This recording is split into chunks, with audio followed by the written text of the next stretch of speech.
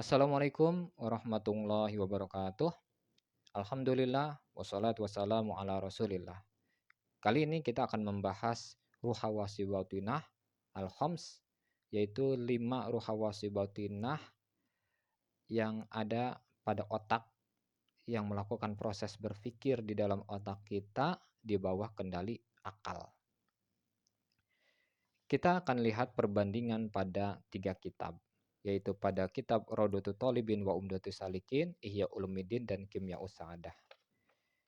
Lihat di dalam Raudatul Thalibin wa Umdatus Salikin, di situ pembagiannya adalah ada al-hissi al-mushtarak, al-khayal, kemudian al-waham, al-hafizah, dan al-mutasarrifah.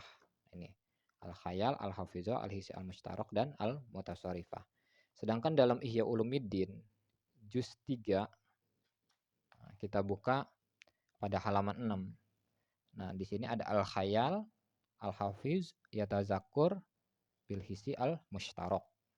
Nah, ini al-khayal, al-khayal, al-hafiz, yatazakkur, yatafakkur, al-hissi al-mushtarak dalam Ihya Ulumuddin juz 3.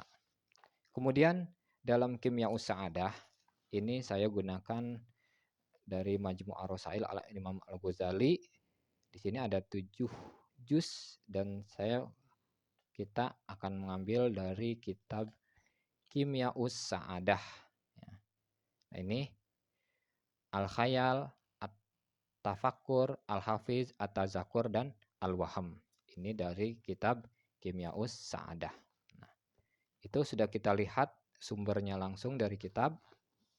Kemudian kita sedikit membahas. Di 3 kitab ini, al-khayal atau daya imajinasi itu disebutkan, yaitu daya berkhayal terletak pada lobus frontal fi muqaddamid dimagh, pada otak atas bagian depan ya. Ini yang berwarna biru.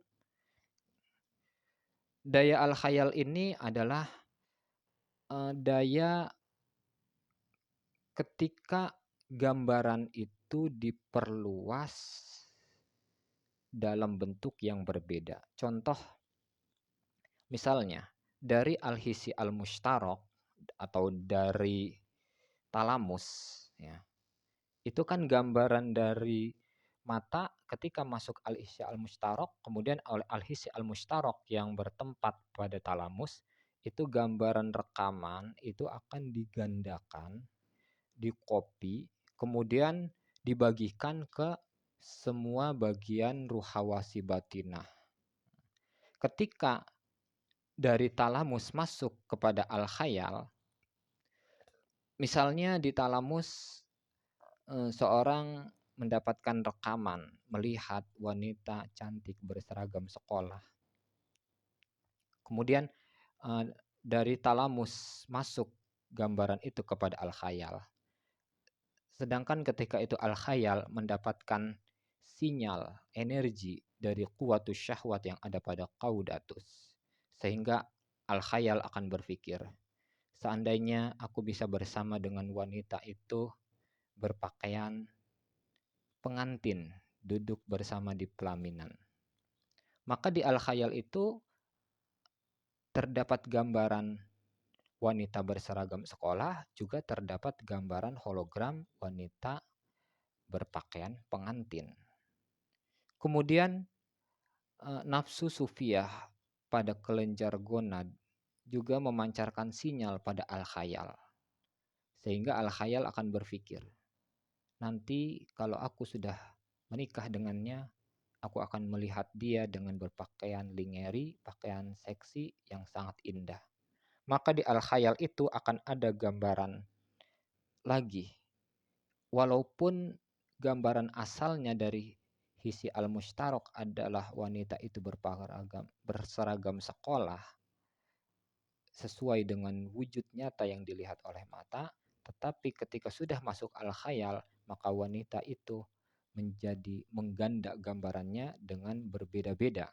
Ada gambaran wanita itu berseragam sekolah, ada gambaran wanita itu berpakaian pengantin, dan juga wanita itu berpakaian seksi. Dari al-khayal ini kemudian masuk ke al-hafizoh, daya menyimpan, itu memori pada hipokampus yang ada di lobus temporal.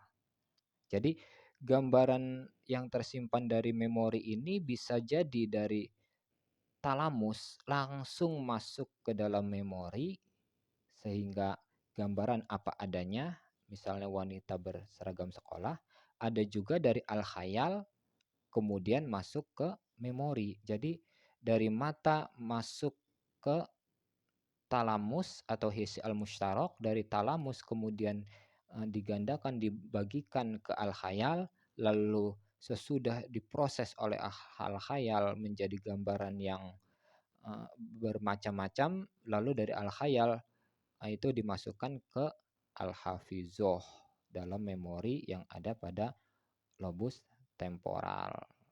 Sehingga di memori bisa mendapatkan gambaran baik dari luar tubuh melalui hisi al-musytarok maupun dari dalam otak, diantaranya dari al-khayal. Kemudian al-hafizoh dalam Raudatul Thalibin dengan al-hafiz dalam Ihya Ulumuddin, dan ada al-hifz dalam kitab Kimyaus Sa'adah. Kata-katanya berbeda tetapi maksudnya sama, yaitu ruh yang mampu menyimpan gambaran itu ke dalam memori. Sedangkan at-tazakkur yang disebutkan dalam Kimyaus Sa'adah atau yatazakkur dalam Ihya Ulumuddin ini tidak disebutkan dalam kitab Raudatul Thalibin. Kalau membandingkan dengan pembahasan Ibnu Sina bahwa al-hafizoh dan az-zakiroh itu disatukan dalam satu tempat, yang bahasa lainnya adalah memori. Bisa jadi sesuai Ibnu Sina bahwa kemampuan menyimpan atau al-hafizoh dan kemampuan mengeluarkan dari memori itu adalah ruh yang sama, tetapi dia mempunyai kemampuan ganda, kemampuan menyimpan dan kemampuan mengeluarkan. Sehingga di sini di Raudatul Thalibin tidak disebutkan